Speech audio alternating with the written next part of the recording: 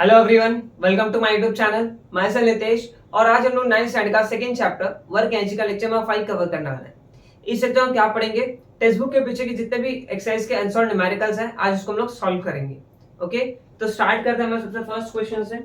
देखिए हमारा पहला क्वेश्चन क्या है, an electrical pump has 2 kilowatt power, how much water will the pump lift every minute to height of 10 metres. ठीक है, क्या हमारा क्वेश्चन, देखिए ये जो क्वेश्चन है थोड़ा कॉन्सेप्चुअल है।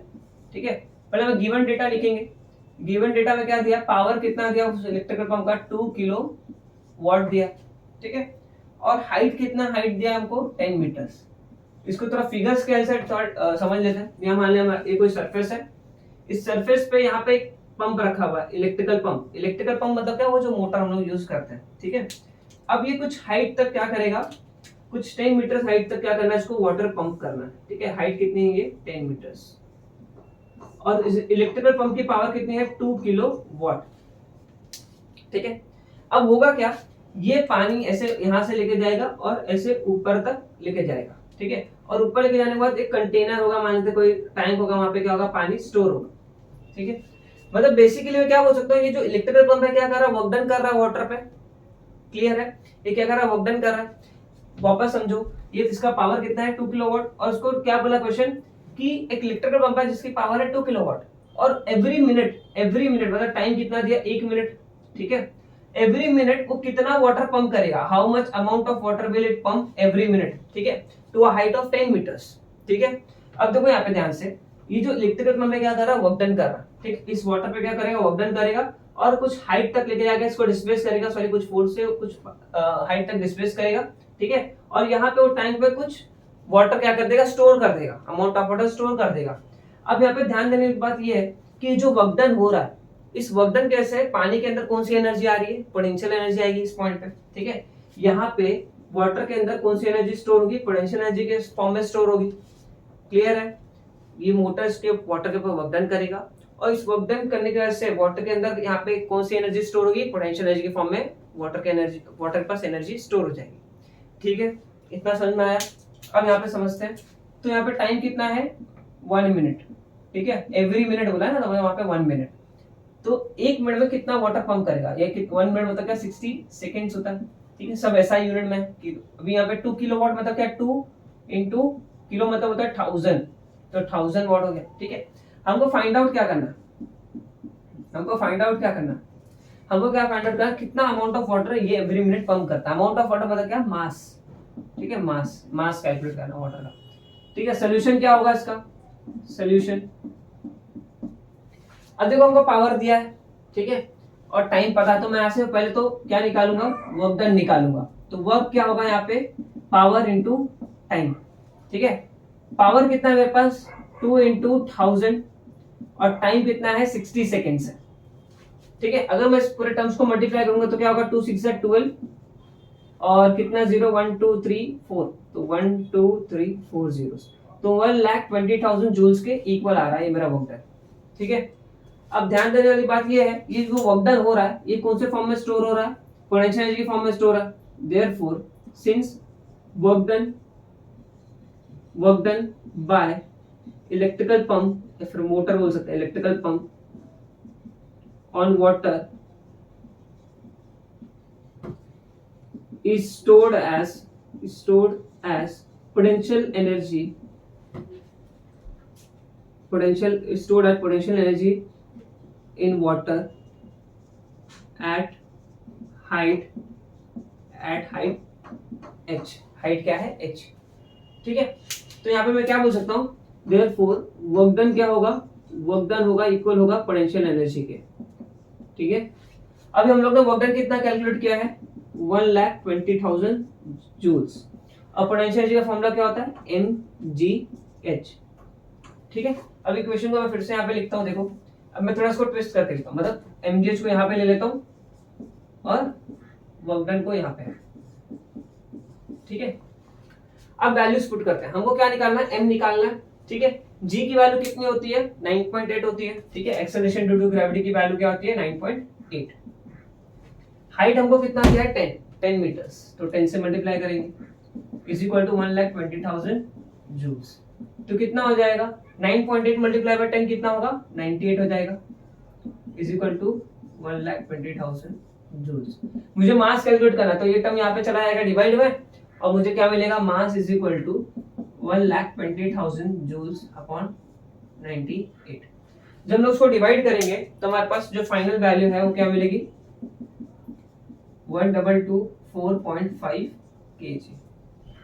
हाँ करेक्ट, ठीक है, ये हमको डिवीजन करके मिलेगा, ठीक है, आपको डिवाइड कर लेना, आंसर आपको यही मिलेगा 1224.5 kg वाटर। मतलब इलेक्ट्रिकल पंप हर मिनट कितना वाटर पंप करेगा, 1224.5 kg ऑफ वाटर पंप करेगा, ठीक है। अब सेकंड क्वेश्चन कर लेते हैं।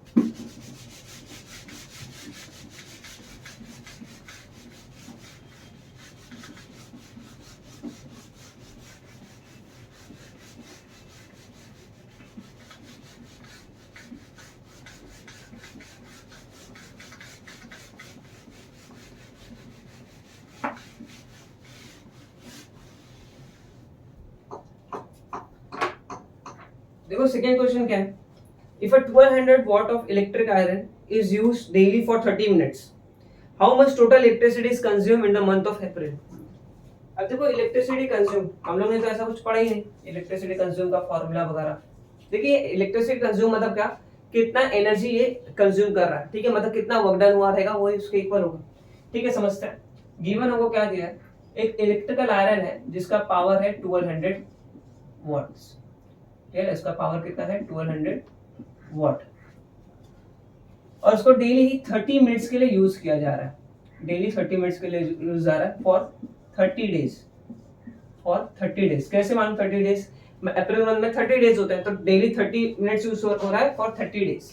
तो टोटल टाइम कितना होगा यहाँ पे, ये 30 मिनट्स है, ठीक है, तो कितना हो जाएगा 30 मिनट्स, मैं इसको अगर डायरेक्ट मल्टीप्लाई कर दूं 3 3 900 मिनट्स के लिए यूज हुआ होगा। हमारा जो इलेक्ट्रिकल आयरन है वो पूरे अप्रैल मंथ में कितने टाइम के लिए यूज हुआ होगा, 900 मिनट्स के लिए। बट मिनट ऐसा यूनिट नहीं है, तो टाइम की ऐसा यूनिट क्या होती है, सेकंड होती है, तो सेकंड में कैसे करेंगे, 900 मल्टीप्लाई बाय मिनट्स, मतलब क्या होता है 60 सेकंड्स, एक मिनट में 60 सेकंड्स होते हैं, तो क्या होगा 6 9 54 और 3 zeros, तो 54,000 सेकंड्स। तो टोटल टाइम कितना यूज हुआ, टोटल टाइम कितना चला है वो इलेक्ट्रिकल आयरन 54,000 सेकंड्स, और उसकी पावर कितनी है 1200 वॉट्स। हमको फाइंड आउट क्या करना है, इलेक्ट्रिसिटी कंज्यूम, इलेक्ट्रिसिटी कंज्यूम ये मुझे निकालना है। अब देखो ये जो इलेक्ट्रिसिटी कंज्यूम होगा ये वर्क डन के इक्वल होगा, कैसे होगा अभी हम लोग समझते हैं। सोल्यूशन देखते हैं, मुझे पावर दिया है तो मैं सबसे पहले क्या निकालूंगा, वर्क डन निकालूंगा, ठीक है, पावर क्या होता है, वर्क डन अपॉन टाइम होता है, ठीक है, तो work is equal to power into time होगा, ठीक है, और पावर कितना है मेरे पास 1200 वॉट्स, और टाइम कितना है 54,000 सेकेंड्स, ठीक है, 12 4 जा 48, 4 कैरी हो गया, 12 5 जा 60 और 4 कैरी था तो 64, आगे कितने जीरोस हैं 1 2 और ये 3 1 2 3, ठीक है, ये वर्क डन आ गया मेरा इतने जूल्स का, ठीक है।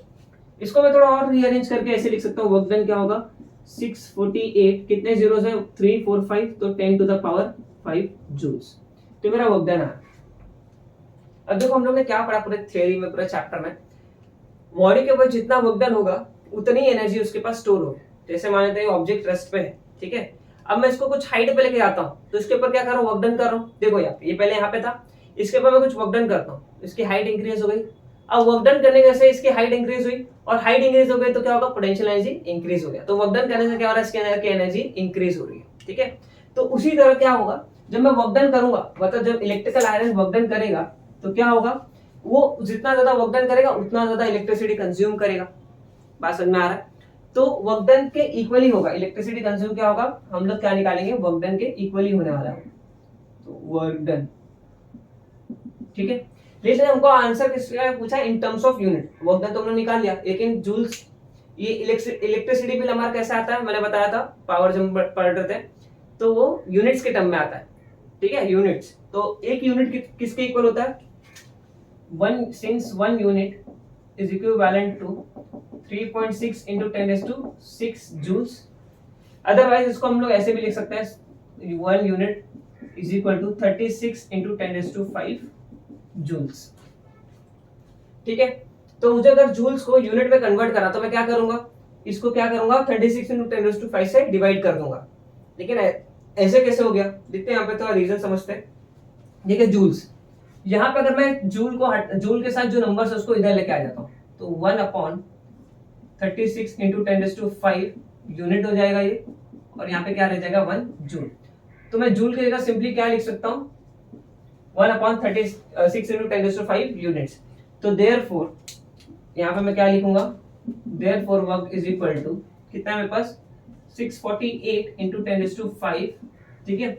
और जूल्स की जगह मैं क्या लिखूंगा 1/36 इंटू 10⁵ यूनिट्स, ठीक है। नहीं तो आप सिंपली, अगर आपको नहीं समझ में आ रहा है तो सिंपली आप क्या करना, जूल्स है, अगर मैं आपको इसको ये नंबर से 36 इंटू 10⁵ और 3.6 इंटू 10⁶ से डिवाइड करूंगा तो मेरा जो यूनिट है वो किस में हो जाएगा, जूल से यूनिट में हो जाएगा, ठीक है। यहाँ पे क्या होगा, वर्क इज इक्वल टू 1 से मल्टीप्लाई होगा तो as it is 648 multiply by 10⁵ upon 36 into 10⁵ क्या होगा, यूनिट होगा, ठीक है। अब देखो यहाँ पे 10⁵ क्या हो जाएंगे, कैंसिल हो जाएंगे, ठीक है। यहाँ पे देखो 36 को हम लोग 6 से डिवाइड करते हैं, 6 6 36, यहाँ पे क्या होगा 6 1 6, एक 0 आएगा यहाँ पे, और 6 8 48, अगेन 6 1 6 और 6 1 6 बचा 4 48, 6 8 48।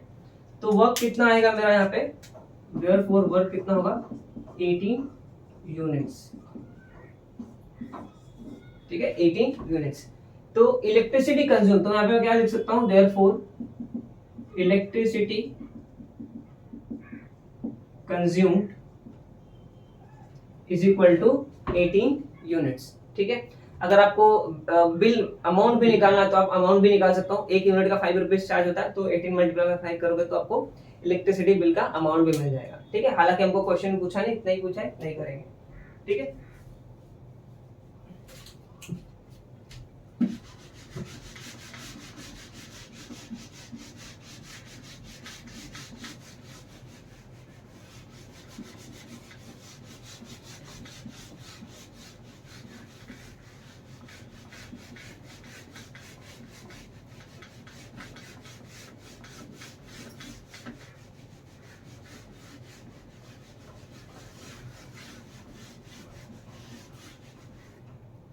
देखते थर्ड क्वेश्चन क्या है, if the energy of the ball falling from a height of 10 meters is reduced by 40%, how high will it rebound। देखो अगेन कॉन्सेप्चुअल क्वेश्चन है, ठीक है, थोड़ा सा इसको समझना पड़ेगा। मैंने मान लेते हैं सरफेस है, ये कुछ हाइट से, यहाँ पे कुछ हाइट से मैंने क्या किया, ऐसे बॉल को ड्रॉप किया, और ये हाइट कितनी थी 10 मीटर्स थी, ठीक है। मैंने एक बॉल को यहाँ से कुछ हाइट से ड्रॉप किया, वो हाइट कितनी थी 10 मीटर्स थी, ठीक है। हमको क्वेश्चन क्या पूछा है, if the energy of a ball falling from a height of 10 metres. अभी देखो यहाँ पे कुछ एनर्जी होगी, जब मैं बॉल को हाथ में रखा रहूंगा, ठीक है, तो हाथ में जब होगा तो मेरे उस टाइम उसके पास कौन सी एनर्जी होगी, पोटेंशियल एनर्जी होगी, है ना, जो कि इसके इक्वल होगी mg h के इक्वल होगी, बराबर है, ठीक है। अब मैंने जब इसको बाउंस ये नीचे रिलीज किया तो क्या होगा, यहाँ पे आएगा, ये बाउंस खाएगा, टप्पा खाएगा ऐसे, तो रिवर्स बैक आएगा। तो जब ये रिवर्स बैक आएगा तो यहाँ पे जो टोटल एनर्जी थी, यहाँ पे क्या होगा 40% एनर्जी क्या हो जाएगी, लॉस हो जाएगी। बात समझ में आ रहा है, जब ये रिबाउंस करके ऊपर जाएगी तो क्या होगा, इसका जो 40% एनर्जी है वो क्या हो जाएगा, 40% एनर्जी लॉस हो जाएगा, ठीक है। तो मैं यहाँ पे क्या बोल सकता हूँ, ये जो हाइट है, ठीक है, ये क्या बोल सकता हूँ, मान लेते फर्स्ट पॉइंट है, ठीक है। तो यहाँ पे जो एनर्जी है, यहाँ पे सेकेंड पॉइंट पे एनर्जी क्या होगा, 40% निकल गया, तो इसका 40% निकल जाएगा तो क्या बचेगा 60% of potential energy at point 1। था समझो, थोड़ा सा ट्रिकी क्वेश्चन है। देखो पोटेंशियल एनर्जी फर्स्ट पॉइंट पे कितनी है, पीई है 1, वो कितनी होगी mgh के इक्वल होगी, ठीक है। वो वापस 10 मीटर के हाइट से नीचे गिर के वापस रिबाउंस खाएगी तो 40% एनर्जी खत्म हो जाएगी। इसके कंपेयर में क्या होगा, इसका 40% एनर्जी खत्म, तो बचा कितना इसका 60%। तो यहाँ पे इस पॉइंट पे जो पोटेंशियल एनर्जी होगी, इस पॉइंट पे जो पोटेंशियल एनर्जी होगी वो क्या होगी, 60% होगी खाली ये वाले पोटेंशियल एनर्जी की। बात क्लियर है, ठीक है। अब देखो गिवन डेटा क्या है इसका, हमको क्या दिया है, इसको मान लेते हैं हाइट h1 है, ठीक है। मास तो सेम रहेगा बॉडी का, जी भी सेम लगेगा, हाइट क्या है डिफरेंस होगा, यहाँ पे मान लेते हैं हाइट h1 है और यहाँ पे हाइट क्या होगी h2 मान लेते हैं ऐसे, ठीक है। तो हमको h1 दिया है, h1 कितना है 10 मीटर्स, और हमको फाइंड आउट क्या करना है, h2 हाइट फाइंड आउट करना है, ठीक है। कैसे फाइंड आउट करेंगे, ये इक्वेशन हम लोग ने बनाया उससे कर लेंगे इजीली। देखो क्या बोला है कि जो पोटेंशियल एनर्जी है सेकेंड पॉइंट पे, ठीक है, वो 60% है potential energy at point 1 initial वाले पॉइंट पे, ठीक है। पोटेंशियल एनर्जी का फॉर्मूला क्या होगा, mgh2, सेकेंड पॉइंट पे इसके लिए h2 60%, परसेंट मतलब क्या, divide by 100 into potential energy क्या होता है mgh, और ये कौन से पॉइंट के लिए, h1 हाइट के लिए। देखिए मास तो सेम रहेगा बॉडी का, जी भी क्या लगेगा अर्थ से सेम ही लगेगा, ठीक है, खाली हाइट चेंज होगा। तो मैं आपसे सिंपली mgh mg कैंसिल कर सकता हूं, तो क्या मिलेगा मुझे, h2 इज इक्वल टू ये एक जीरो कट हो जाएगा, क्या बचेगा 6/10, h1 कितना है मेरे पास 10, तो 10 कैंसिल हो जाएगा, क्या मिलेगा h2 क्या मिलेगा सिंपली 6 मीटर्स। तो कितना हाइट तक वो रिबाउंस करेगा, सिर्फ 6 मीटर्स, ठीक है। था लॉजिकल क्वेश्चन, हम लोग डायरेक्ट भी आंसर कर सकते थे, अगर 10 हाइट है और उसका 40% रिलीज हो गया तो 6 मीटर ही बचेगा, लेकिन हम लोग उसको यहाँ पे एक्सप्रेशन के मैथमेटिकल टर्म्स में हम लोग क्या करना था, डिराइव करना था, ठीक है। देखते हैं नेक्स्ट क्वेश्चन करते हैं।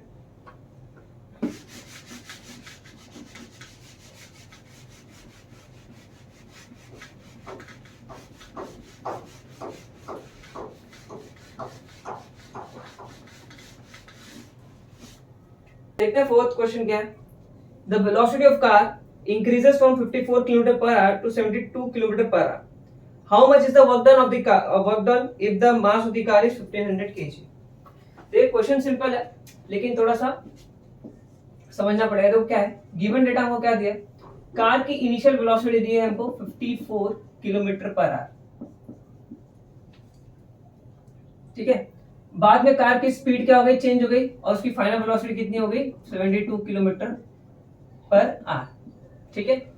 और हमको दिया मास ऑफ द कार कितना है 1500 केजी, 1500 केजी, ठीक है। और फाइंड आउट क्या करने बोला, वर्क डन फाइंड आउट करने बोला, work done on the car.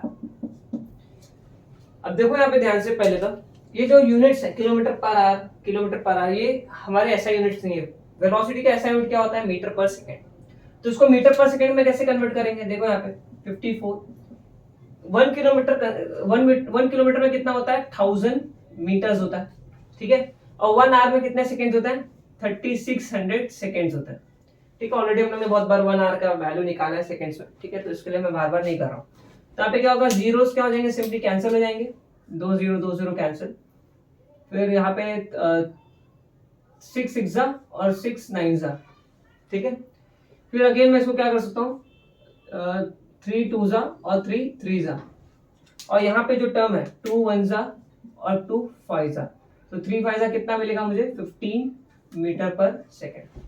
Similarly यहाँ पे करेंगे 72 इंटू 1000 मीटर अपॉन 3600 सेकेंड्स, तो यहाँ पे डायरेक्टली 2 0 कट हो जाएंगे, ठीक है, 2 0 कट हो गए, क्या 36 1 36 2 72 होता है, और 2 10 20 मीटर पर सेकेंड।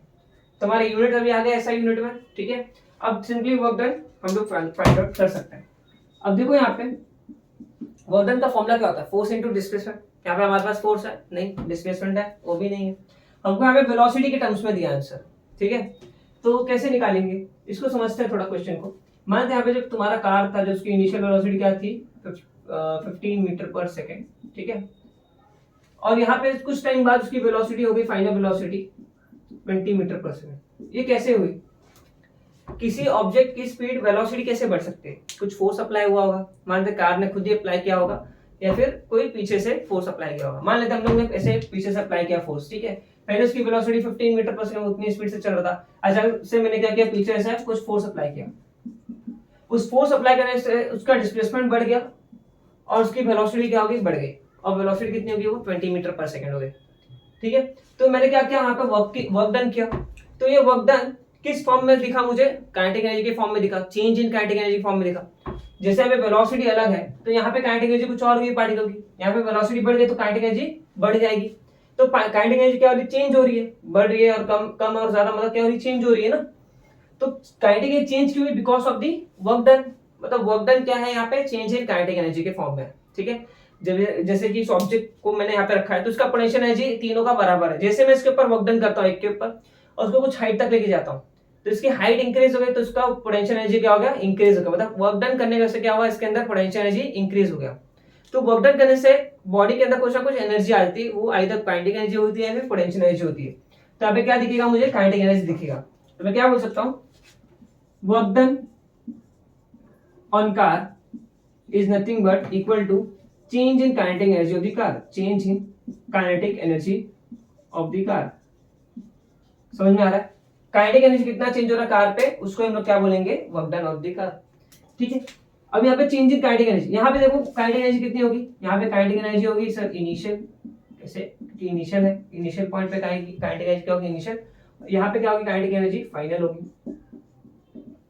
ठीक है, तो चेंज मतलब क्या होता है, फाइनल माइनस इनिशियल, ये तो हम लोग ने पढ़ा है, एक्सेलरेशन में पढ़ा था, final velocity minus initial velocity.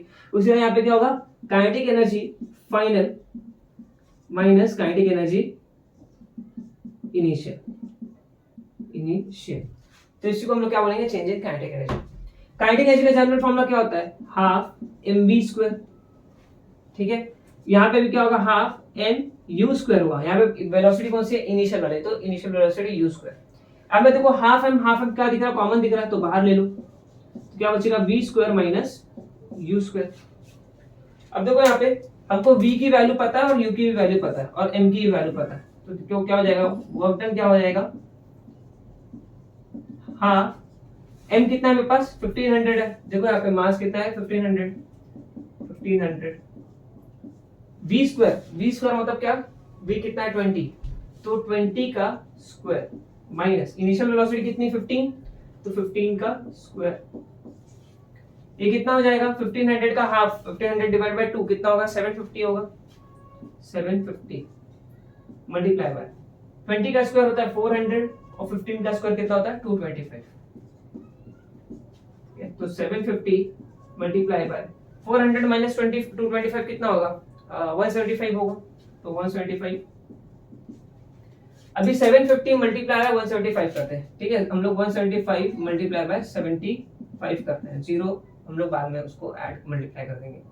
5 5 जा 25, 7 5 जा 35, 35 प्लस 2 37, 5 1 जा 5 और 5 प्लस 3 8 क्रॉस, 7 5 जा 35, यहाँ पे 3 कैरी, 7 7 जा 49, 49 प्लस 3 52, तो 2 यहाँ पे 5 कैरी, 7 7 7 प्लस 5 12, तो क्या होगा 5 ये 0 नीचे आ जाएगा और 7 प्लस 5 12 1 कैरी, ये कितना 10 प्लस 1 11, तो 1 कैरी, ये 2 प्लस 1 3, ये 1। ठीक है, हमारा आंसर भी क्या है 131250 विच इज करेक्ट। तो क्या है यहाँ पे आंसर 131250। ये क्या है, वर्क है, वर्क डन है, तो वर्क डन की यूनिट क्या होती है, जूल होती है। ठीक है, ऐसा यूनिट क्या होती है, जूल। तो हमारा वैल्यू आ गया वर्क डन का। ठीक है, तो वर्क डन कितना हुआ कार पे, 1,31,250 जूल्स। ठीक है, होप सो क्लियर हो गया होगा। लास्ट क्वेश्चन करते हैं।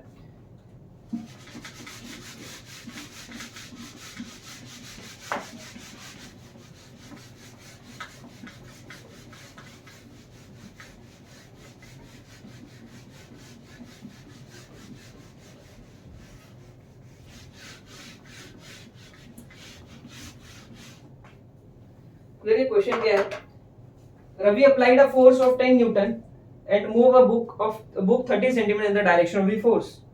How much was the work done by the Ravi? ठीक है, क्वेश्चन बहुत सिंपल है। ठीक है, लेकिन यहाँ पे यूनिट्स का ध्यान रखना है आपको। ठीक है, गिवन डेटा क्या बोला है कि रवि ने, देखो यहाँ पे समझते हैं थोड़ा क्वेश्चन को। एक बुक है, इस बुक पे रवि ने कितना फोर्स लगाया, 10 न्यूटन का, और 10 न्यूटन का फोर्स लगाया तो बुक ने आगे कितना डिस्प्लेस किया, 30 सेंटीमीटर।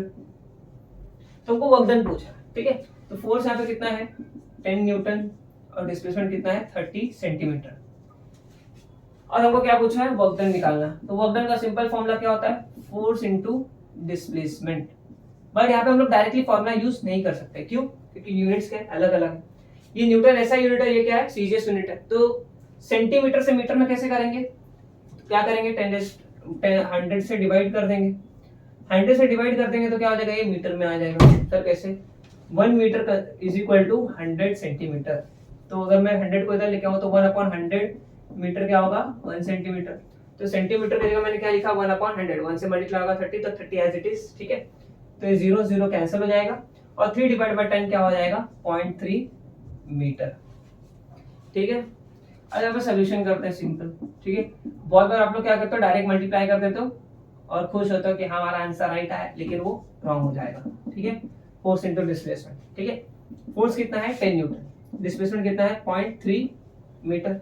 मल्टीप्लाई करो कितना हो जाएगा, 3 जूल्स। तो वर्क डन कितना आएगा मेरा, 3 जूल्स का, ठीक है।